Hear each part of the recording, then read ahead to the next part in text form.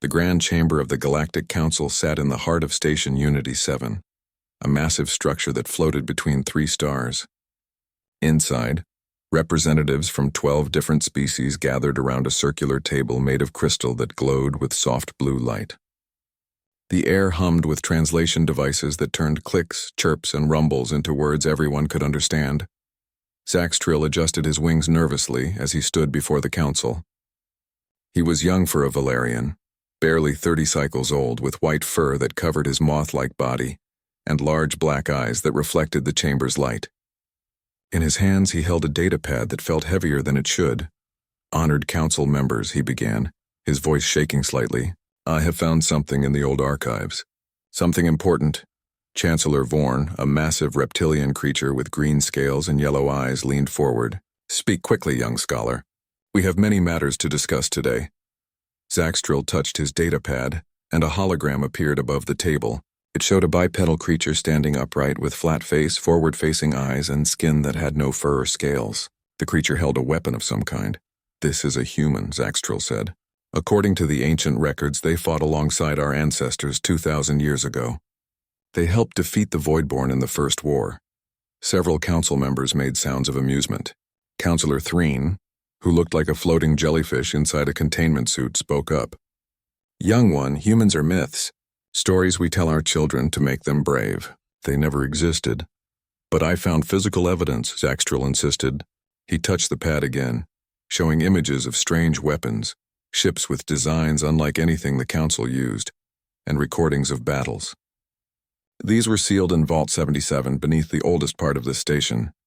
The vault was marked with a human symbol. "Propaganda," said Councillor Matara, "a being made of crystalline structures that chimed when she moved. Our ancestors created the human myth to inspire troops during the war. They invented a powerful ally to boost morale." Zaxtrill's wings drooped, but before he could respond, the chamber's lights changed from blue to red. Alarm sounds echoed through the halls. Every council member stood or floated to attention. A communication officer rushed into the chamber, his 6 legs moving quickly. "Council, we have an emergency transmission from the Outer Rim." The hologram changed, showing a panicked face of a sovereign captain. Behind him, fires burned on his ship's bridge. "This is Captain Drell of the patrol ship Starward. We are under attack by unknown forces. They came out of nowhere through some kind of dark portal. Our weapons barely scratch them. They're like shadows that eat energy. We need immediate..." The transmission cut to static, then nothing. The chamber fell silent. Then everyone started talking at once, their voices rising in panic and confusion. Chancellor Vorn slammed his massive fist on the table and the sound echoed like thunder. "Silence," he roared. "Send our defense fleets to the Outer Rim immediately. Find out what attacked Captain Drell's ship." Over the next 6 hours, the council watched in growing horror as fleet after fleet went to investigate and either disappeared or was destroyed. The enemy ships were like nothing they had ever seen. They were black as empty space, shaped like twisted organic creatures rather than machines, and they absorbed energy weapons like sponges absorbing water. 30 ships lost, Councillor Threen reported, his voice hollow. "Whatever these things are, they're moving toward the inner systems. Toward our homeworlds." Zaxtrill had been studying the enemy ships in the recorded footage. Something about them looked familiar. He pulled up his datapad and compared them to ancient images from the human vault. His blood ran cold. "Council," he said quietly, but no one heard him over the panicked discussions. "Council!" He shouted louder. Chancellor Vorn turned to him. "What is it, Scholar?" "These ships match descriptions in the human archives," Zaxtrill said, his voice shaking. "They're called Voidborn. They come from dark space, from the emptiness between galaxies. According to the records, they nearly destroyed all life in the galaxy 2,000 years ago." "And how were they stopped?" Matara asked, her crystalline body glowing brighter with stress. Zaxtrill looked at the image of the human on his pad. "The records say humans led the final assault. They used weapons and tactics that the Voidborn couldn't defend against. They drove them back into the void and sealed the gateway." "Myths and legends," Threen said, but his voice lacked confidence now. "Maybe," Zaxtrill replied. "But in the vault I found something else, a beacon. A distress signal device with instructions in human language. The instructions said to activate it only in case of the Voidborn's return." Chancellor Vorn stared at the young scholar. "You think humans were real?" That they still exist somewhere? I don't know, Saxtrill admitted. But what if they do? What if they're waiting for this signal? The council members looked at each other. More reports came in of destroyed ships and attacked colonies. The Voidborn were spreading like a disease through the outer systems. In 2 days, they had destroyed more ships than the council had lost in 200 years of peace. Finally, Chancellor Vorn spoke. Activate the beacon. If humans exist and can help us, we need them. If they don't exist, then we've lost nothing by trying. Zaxtrill nodded and worked quickly on his datapad. He uploaded the beacon's activation codes to the station's communication array. Moments later, a signal burst out from Unity 7, traveling faster than light toward a section of space that was marked on ancient star charts as the quarantine zone. The signal carried a simple message in an ancient human language. The Voidborn have returned. The galaxy needs you. No one expected an answer. Most council members went back to planning their defense or their evacuation, but Zaxtrill stayed at his station, watching the communication monitors, hoping that somewhere in the dark between stars, someone human was listening. In the chamber's dim light, surrounded by the sounds of a galaxy preparing for war, the young Valerian scholar held onto a thin thread of hope. Maybe humans were real. Maybe they would come. Maybe the myths were about to become reality. Or maybe the galaxy was about to end and they would never know the truth. Far beyond the known galaxy, in a region of space that appeared empty on all star charts, a fleet of ships hung in the darkness. They didn't reflect light like normal vessels. Instead, they seemed to absorb it, their surfaces covered with technology that bent radiation around them. These were human ships, and they had been hiding for 2,000 years. Inside the flagship Prometheus, Commander Sarah Chen stood in the observation deck, looking out at the hundreds of vessels that made up humanity's home fleet. She was 43 years old, with short black hair starting to show gray at the temples and eyes that had seen too many combat simulations. Behind her, the door opened with a soft hiss. "Commander, you need to see this," said Lieutenant James Park, a young officer with worried eyes. The long-range sensors picked up something. Its old council code, a distress signal. Sarah turned from the window and followed him to the command center. The room was filled with holographic displays and crew members working at their stations. The main screen showed a signal pattern that pulsed with regular intervals. "Play it," Sarah ordered. A message appeared on the screen in ancient English, the language humans had used when they still lived among the other species. The words were simple but devastating. "The Voidborn have returned. The galaxy needs you." The command center went quiet. Every person there knew what the Voidborn were. They had learned about them in history classes, studied the old war in tactical training, and understood why humanity had chosen to disappear. "Is this real?" Sarah asked. "Could it be a trap?" "Authentication codes check out," Park replied. "This signal came from Unity 7, the main council station. Whoever sent it has access to old human archives." "Very old." Sarah took a deep breath and pressed a button on her chair. "This is Commander Chen. Emergency meeting of the Command Council in 1 hour. All senior officers report to Conference Room Alpha." An hour later, Sarah sat at a long table with 15 other humans, each one a leader of a different aspect of their hidden civilization. Admiral Marcus Torres, the oldest person in the room at 72, spoke first. "We knew this day might come," he said. "The question is, what do we do about it?" "Nothing," said Director Helen Zhao, head of the civilian government. "We left the galaxy for a reason. We're too dangerous. Our methods, our weapons, our whole way of thinking about war, it terrifies other species. That's why we isolated ourselves." "And if the Voidborn destroy them all?" asked Colonel David Okafor, head of military operations. "If every living thing in the galaxy dies except us hiding in the dark?" "That's not our problem," Zhao insisted. "We gave the council the tools to defend themselves before we left. If they forgot how to use them, that's their choice." Sarah had been listening quietly, but now she stood up. "With respect, Director, I disagree. The Voidborn don't stop. We learned that in the First War. They consume everything. They move from galaxy to galaxy, eating all life they find. If we let them take this galaxy, they'll grow stronger. Eventually, they'll find us no matter how well we hide." "Commander Chen is right," Admiral Torres said. "We can't hide forever. Besides, the Council sent a distress signal using our old emergency codes. They're asking for help. That means something." The debate went on for 3 hours. Some argued for complete isolation. Others wanted to share intelligence but not fight. A few, like Sarah, believed humanity had an obligation to act. Finally, Admiral Torres called for a vote. All in favor of sending an expeditionary force to Council space? Hands rose slowly around the table. 8 in favor, 7 against. The decision was made by a single vote. All right, Torres said. Commander Chen, you'll lead the expeditionary fleet.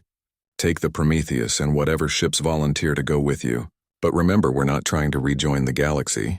We're solving a problem, then coming home. Sarah nodded. Understood, sir.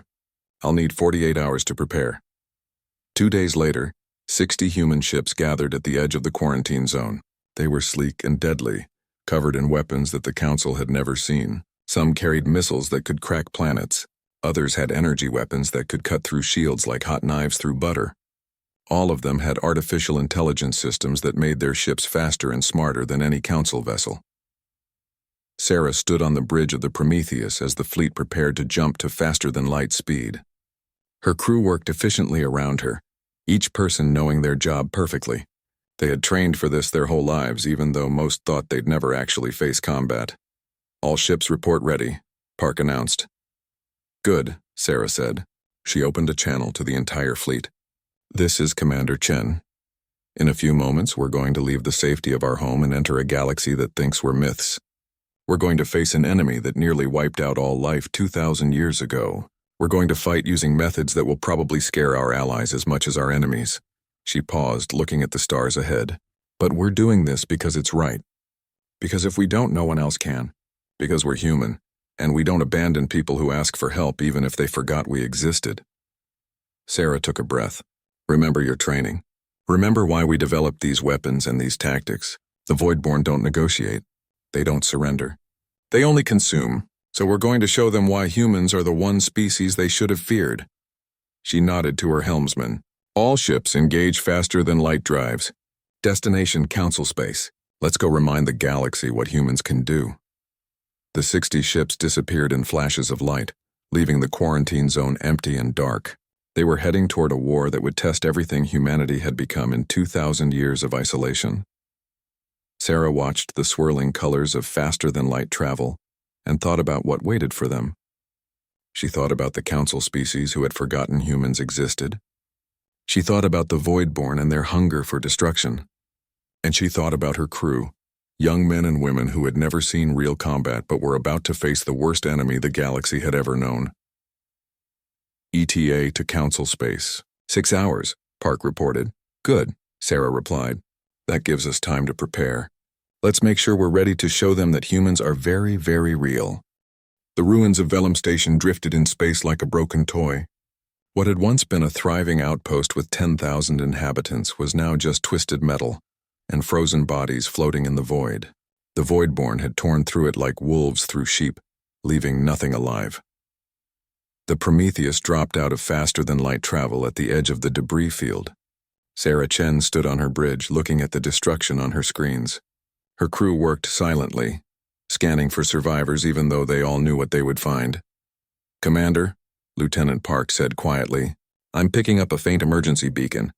There's an escape pod still functioning. 4 life signs. Get them aboard immediately, Sarah ordered. Medical team to docking bay 3. And Park, make sure security is there too. They're going to be scared when they see us. 10 minutes later, the escape pod was pulled into the Prometheus. Sarah walked to the docking bay with the security team following her. They wore lightweight armor and carried weapons, but Sarah had ordered them to look as non-threatening as possible. That was difficult when you were human and built like predators. The pod door opened with a hiss.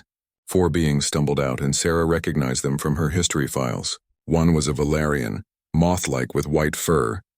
2 were Soverans, reptilian and muscular. The last was a crystalline, glowing faintly with internal light. They looked terrified. The Valerian saw Sarah and her team and made a sound of fear, his wings spreading wide. The Soverans moved in front of the others protectively. Please don't be afraid, Sarah said in their language. She had studied it during the journey, and her words came out clearly. We're here to help. My name is Commander Sarah Chen. We're humans. The Valerian's large black eyes went even wider. Humans, but you're myths, stories. We're very real, Sarah replied gently. And we got your distress signal. What happened here? The Valerian's legs gave out and he sat down hard on the deck. I'm Zaxtril. I'm the one who sent the signal. I didn't think anyone would come. The Voidborn, they destroyed everything. Our fleets couldn't stop them. They eat through our shields like they're not even there. Sarah knelt down to be at his eye level. How long ago did they attack this station? 6 hours, one of the Soverons said. His name tag read Corporal Dren. We were barely able to launch the pod. We've been drifting ever since, waiting to die. You're safe now, Sarah said. She looked at her security chief. Get them to medical. Food, water, whatever they need. And someone find them quarters where they can rest. As the survivors were led away, Zaxtril stopped and turned back to Sarah. Commander, the Voidborn fleet is moving toward the inner systems. They have hundreds of ships. The Council can't stop them. We will, Sarah said simply. An hour later, Zaxtril sat in a meeting room with Sarah and her senior officers. He had been given food and water, and a medical scan had shown he was physically fine. But his mind was reeling from everything he had seen. The human ship was unlike anything he had ever imagined. It was clean and efficient, with technology that seemed years ahead of Council standards. The crew moved with military precision, and every one of them had the eyes of trained fighters. Tell us everything you know about the Voidborn, Sarah said. Where they attacked, how many ships, their tactics. Zaxtril shared everything, pulling up data on a pad that one of the humans had given him. Sarah and her officers listened carefully, asking questions and making notes. They sound like they've evolved, Colonel Okafor said. 2,000 years ago, they used different tactics. They're learning. That's bad, Park added. But we expected it. Nothing stays the same for 2 millennia. Alarms suddenly blared through the ship. Everyone jumped to their feet except the humans, who moved with calm urgency. Report, Sarah snapped. Voidborn destroyer detected, the tactical officer announced. It just came through a dark portal 5,000 kilometers away. It's heading straight for us. Sarah looked at Zaxtril. I need you to stay here. What you're about to see might frighten you, but I promise you're safe. Before Zaxtril could ask what she meant, Sarah and her officers rushed to the bridge. He followed anyway, his curiosity stronger than his fear. When he reached the bridge, he saw the main screen showing the approaching Voidborn ship. It was like a nightmare made real, all black organic curves and glowing red eyes. It was 3 times the size of the Prometheus and looked like it could swallow the human ship whole. Lock weapons, Sarah ordered. Her voice was cold and emotionless now. Target engines, weapons, and command center. Fire on my mark. Weapons locked, the tactical officer confirmed. The Voidborn ship fired first, launching dark energy blasts that looked like holes torn in space itself. But the Prometheus moved with impossible speed, dodging each shot while closing the distance. Mark, Sarah said. The Prometheus unleashed hell. Missiles streaked through space, each one moving faster than anything Zaxtril had ever seen. They slammed into the Voidborn ship's shields and exploded with devastating force. The shields flickered and died. Then the energy weapons fired. Bright blue beams cut through the Voidborn destroyer like scissors through paper. The alien ship tried to turn, tried to flee, but it was too slow. In less than 30 seconds, it was cut into pieces that tumbled through space. Zaxtril stared in shock. The battle that would have taken a Council fleet hours to maybe win. The humans had finished in half a minute, and they looked almost bored doing it. Scan for survivors, Sarah ordered. No life signs, the sensor officer reported. The Voidborn don't leave survivors anyway. Sarah nodded and turned to find Zaxtril standing at the back of the bridge. His mouth was open and his wings were trembling. That's what we are, Sarah said quietly, walking over to him. That's why we left. We're good at killing, Zaxtril. Very good. Too good. It scares people. You destroyed it so easily, Zaxtril whispered, like it was nothing. We spent 2,000 years preparing for their return, Sarah replied. We built weapons. We trained. We ran simulations. Every human child learns combat tactics before they learn music. We turned ourselves into a civilization designed for war. Why? Zaxtril asked. Sarah looked back at the destroyed Voidborn ship on the screen. Because we knew they'd come back someday. And because someone has to be the monster that fights monsters. That's what humans are good at. She put a hand on Zaxtril's shoulder, trying to be gentle even though she could see him flinch slightly at her touch. You need to contact the Council. Tell them humans are real and we're coming to help. But also tell them this. We're going to win this war our way. They won't like our methods. They'll probably be horrified. But we'll keep them alive. Zaxtril nodded slowly. He thought about the vault. the ancient records and the legends of human warriors who fought without fear. He had thought they were exaggerations. Now he knew the truth was actually worse. The myths weren't myths at all. They were warnings. The emergency council session was held aboard the mobile command ship Harbinger, a massive vessel that now served as the government's headquarters after Unity 7 was evacuated. Every council member sat in their designated spaces, but instead of the usual calm discussions, fear filled the air like smoke. Zaxtril stood at the center of the chamber, still shaking from everything he had witnessed. Behind him, a holographic recording played on repeat. It showed the human ship Prometheus destroying the Voidborn destroyer in 30 seconds. Council members watched it again and again, their reactions ranging from awe to horror. "This is impossible," Counselor Threen said, his body floating anxiously in his containment suit. "No ship should be able to move that fast or hit that hard." "But they did," Zaxtril replied. "I was there. I saw it with my own eyes. Humans are real and they're already fighting the Voidborn." Chancellor Vorn leaned forward, his massive reptilian frame casting shadows across the table. "How many human ships have entered our space?" 60 vessels according to their commander, Zaxtril said. Commander Sarah Chen of the ship Prometheus. "She says more can come if needed." 60 ships, Counselor Matera chimed, her crystalline body glowing brighter. "We sent 300 ships to fight the Voidborn and we lost them all. What can 60 ships do?" "Everything we couldn't," Zaxtril said quietly. He pulled up more recordings on his datapad. "In the 12 hours since humans arrived, they've destroyed 17 Voidborn vessels with 0 losses. They're evacuating our colonies ahead of Voidborn attacks. They're tracking enemy movements through dark space using technology we don't have. They're winning."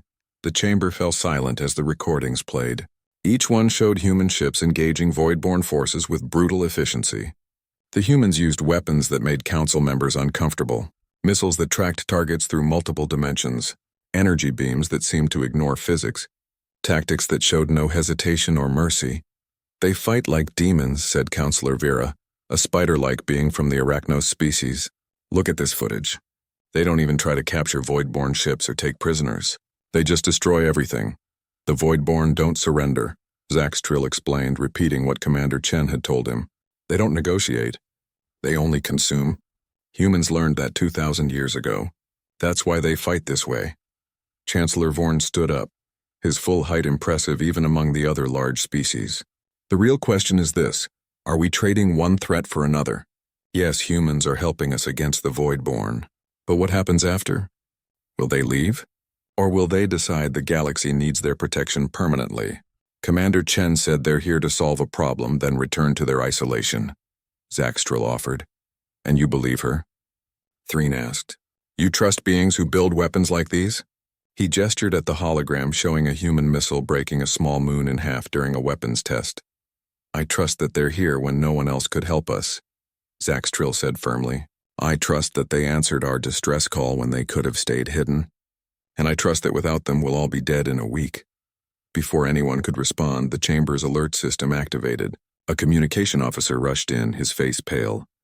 "Council, we have an urgent message from our long-range scouts. A massive Voidborn fleet has been detected heading toward the core systems. 300 ships strong, maybe more. They'll reach the Council homeworlds in 72 hours. The chamber erupted in panic. 300 Voidborn ships would overwhelm any defense the Council could mount. Even with the human ships helping, the odds seemed impossible. Chancellor Vorn's voice cut through the noise. "Contact the humans. We need to meet with their commander immediately." An hour later, Commander Sarah Chen stood before the Council via holographic projection. She looked tired with dark circles under her eyes, but her voice was steady and clear. "We've detected the Voidborn Hive Fleet," she said. 317 ships to be exact. They're moving in a standard Voidborn attack formation. "Can you stop them?" Vorn asked directly. Sarah was quiet for a moment. "Maybe, but it will require you to trust us completely. And you won't like what we have to do." "Explain," Matara chimed. Sarah pulled up a tactical map. "We need you to evacuate 3 of your core worlds completely. Every living being off those planets within 60 hours. The council members gasped. Counselor Vera spoke up. "That's billions of people. It's impossible." "It's necessary," Sarah replied. "We're going to use those worlds as bait. We'll let the Voidborn think they're easy targets. When the enemy fleet enters the system, we'll activate gravity traps we're already positioning. The traps will pull the Voidborn ships into a kill zone where our combined forces can destroy them. You want to use our homes as bait? Threen said, his voice rising. Our worlds? Yes, Sarah said simply. Because it's the only way to ensure the Voidborn hive fleet is completely destroyed. If we fight them in open space, some will escape. They'll regroup and attack again. This way we can end the threat permanently. Chancellor Vorn studied the human commander carefully. And if your plan fails? Then the Voidborn will consume those 3 worlds anyway, Sarah replied. Along with all your other worlds. At least this way we save the people and have a chance to win. What you're describing is genocide, Vera said. You're going to kill every Voidborn in that fleet. Yes, Sarah said, her voice hard. That's exactly what we're going to do. Because they came here to do the same to you. The difference is we can stop them and you can't. Zaxtrill stepped forward. Council, I've been with the humans. I've seen how they operate. They're brutal, yes. Their methods are harsh. But they're also honest. Commander Chen could have lied to us. She could have made this sound better than it is. Instead, she's telling us the truth about what needs to happen. And you support this plan? Vorn asked the young scholar. Zaxtrill thought about the destroyed Vellum station. He thought about the thousands who had died when the Voidborn attacked. He thought about the recordings of human ships fighting without fear, protecting colonies that weren't even their own. I support survival, Zaxtrill said, and humans are offering us that chance. The council debated for another hour. Some members argued that the price was too high. Others said they had no choice. In the end, Chancellor Vorn called for a vote. All in favor of accepting the human plan. One by one, hands, tentacles, and appendages rose around the table. Not everyone voted yes, but enough did. Vorn turned back to Sarah's hologram. We accept your plan, Commander Chen. We'll begin evacuations immediately. But I want your promise that after this is over, we'll discuss the future. The galaxy needs to know what humans intend to do. Agreed, Sarah said. But first we have a war to win. Prometheus out. The hologram disappeared, leaving the council in the dark chamber. Zaxtrill stood among beings who had led the galaxy for thousands of years, and he realized they all looked small now. Small and scared, because they had just put their fate in the hands of a species that everyone thought was a myth. A species that built weapons to break worlds and fought wars without mercy. Zaxtrill just hoped the cure wouldn't be worse than the disease. The evacuation of 3 worlds in 60 hours was the largest humanitarian operation in Council history. Ships of every size and type flew back and forth carrying families, possessions, and hope away from their homes. The humans helped, using their superior speed to ferry the last refugees to safety. Zaxtrill stood on the bridge of the Prometheus, watching the final evacuation ships leave the planet Tarsus Prime. It had been a beautiful world, with blue oceans and green forests. Now it sat empty, waiting to become a battlefield. All civilians are clear, Lieutenant Park reported. The other 2 worlds are also evacuated. Total time, 59 hours and 12 minutes. Commander Sarah Chen nodded. Good work, everyone. Now comes the hard part. She opened a channel to the entire human fleet and the council forces that had joined them. All ships moved to your designated positions. Remember the plan. Wait for my signal. Around the 3 empty worlds, ships took their positions. 60 human vessels and 40 council ships that had survived the earlier battles. They were vastly outnumbered, but they had something the Voidborn didn't expect. A trap. The humans had spent the last 2 days setting up gravity generators in orbit around each planet. These devices, technology the Council had never seen before, could create artificial gravity wells strong enough to pull ships out of faster-than-light travel. Once the Voidborn fleet entered the system and the trap was sprung, they would be stuck in normal space and unable to escape. Contact in 5 minutes, the sensor officer announced. Voidborn hive fleet approaching on schedule. Sarah looked at Zaxtrill, who had insisted on staying aboard despite the danger. You should go to the shelter deck. No, Zaxtrill said, his wings spread firmly. I sent the signal that brought you here. I want to see this through. Sarah smiled slightly. All right. But stay out of the way. The Voidborn fleet emerged from dark space like a nightmare coming to life. 317 ships of various sizes, all of them black and organic-looking with red eyes glowing in the darkness. They moved in perfect formation toward Tarsus Prime, clearly planning to consume the planet before moving on to the others. They're in position, Park said. Gravity generators ready? Sarah waited, counting in her head. The Voidborn needed to be completely inside the trap zone before they activated it. Too early and some ships would escape. Too late and they might detect the generators. Now, Sarah said calmly. The gravity generators activated all at once. Massive invisible forces grabbed the Voidborn ships and held them in place like flies in honey. The enemy fleet tried to activate their dark portals to escape, but the gravity was too strong. They were trapped. All ships engage at will, Sarah ordered. Show them what happens when you attack our galaxy. The human fleet struck first. Missiles launched from every ship, hundreds of them, each one tracking a different Voidborn vessel. The missiles moved with impossible speed, weaving through space to avoid defensive fire. When they hit hard. Shields collapsed. Hulls shattered. Ships broke apart.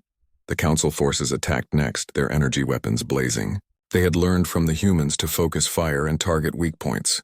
Working together, they took down Voidborn destroyers that would have slaughtered them in single combat days earlier. But the Voidborn were not helpless. They fought back with desperate fury, launching dark energy weapons that could tear holes in space itself. One human ship, the Valiant, took a direct hit and exploded in a ball of fire.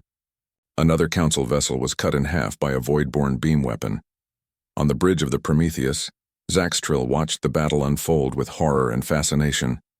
Ships died on both sides, space filled with debris and bodies in flames that burned briefly before the vacuum snuffed them out. Multiple Voidborn cruisers are trying to break through the gravity field, Park reported. They're heading for Tarsus Prime. Not on my watch, Sarah said. She pointed at the tactical display. Redirect all forward batteries. Hit them with everything. The Prometheus unleashed its full firepower.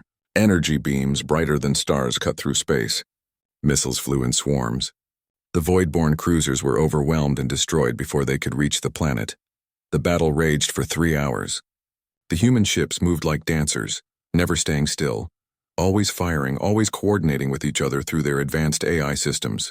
The Council forces fought bravely, learning and adapting to the new tactics the humans showed them. Slowly, inevitably, the Voidborn fleet began to fall. 100 ships became 50. 50 became 20. 20 became 5. The last Voidborn ship, a massive command vessel, tried one final desperate move. It activated its dark portal generator, trying to tear open a gateway back to the void even against the gravity field. For a moment, Zaxtril saw a hole open in space, revealing darkness deeper than anything natural. Colonel Okafor, Sarah said calmly, use the rift sealer.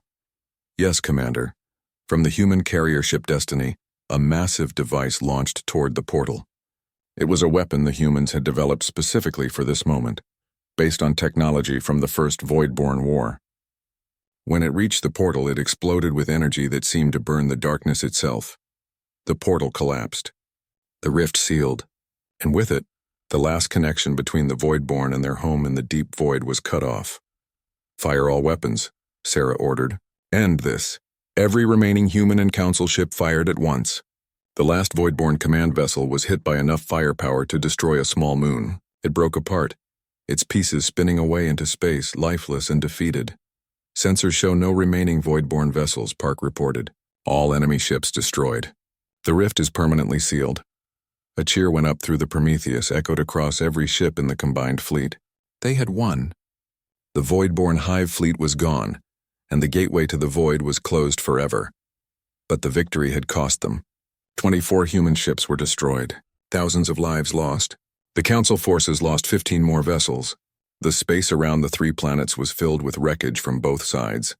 Sarah slumped in her chair, suddenly looking very tired. Get me casualty reports, and someone contact the Council. Tell them it's over. Hours later, after the wounded were treated and the dead were honored, Sarah stood before the Council again via holographic projection. This time Chancellor Vorn was smiling. Commander Chen, you've saved us all. The galaxy owes humanity a debt we can never repay. We did what needed to be done, Sarah replied. Nothing more.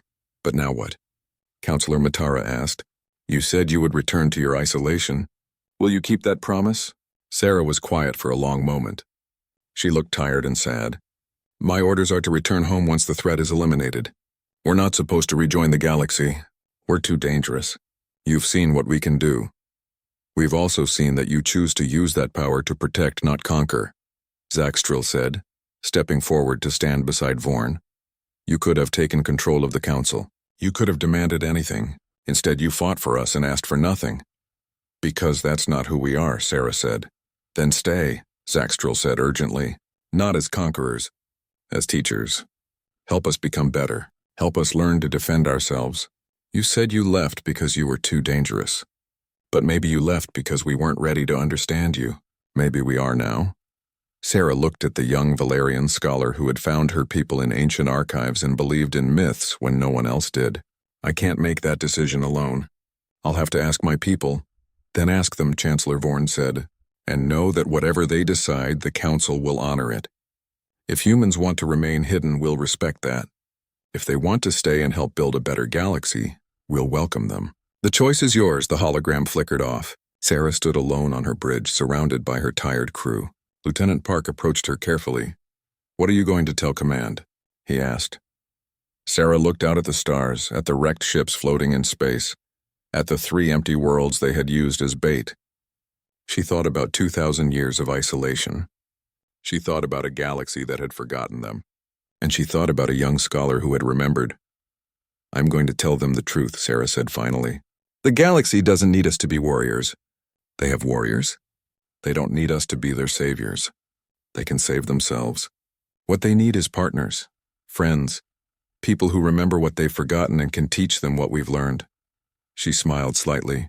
And maybe we need them too. Maybe we've been alone long enough. Park grinned. I think Admiral Torres is going to have a lot to say about that. He can say whatever he wants, Sarah replied.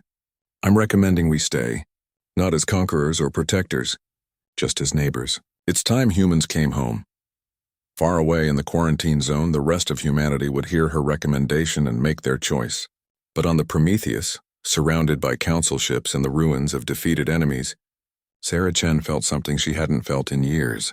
She felt hope that maybe, just maybe, the myths were becoming reality in a better way than anyone expected.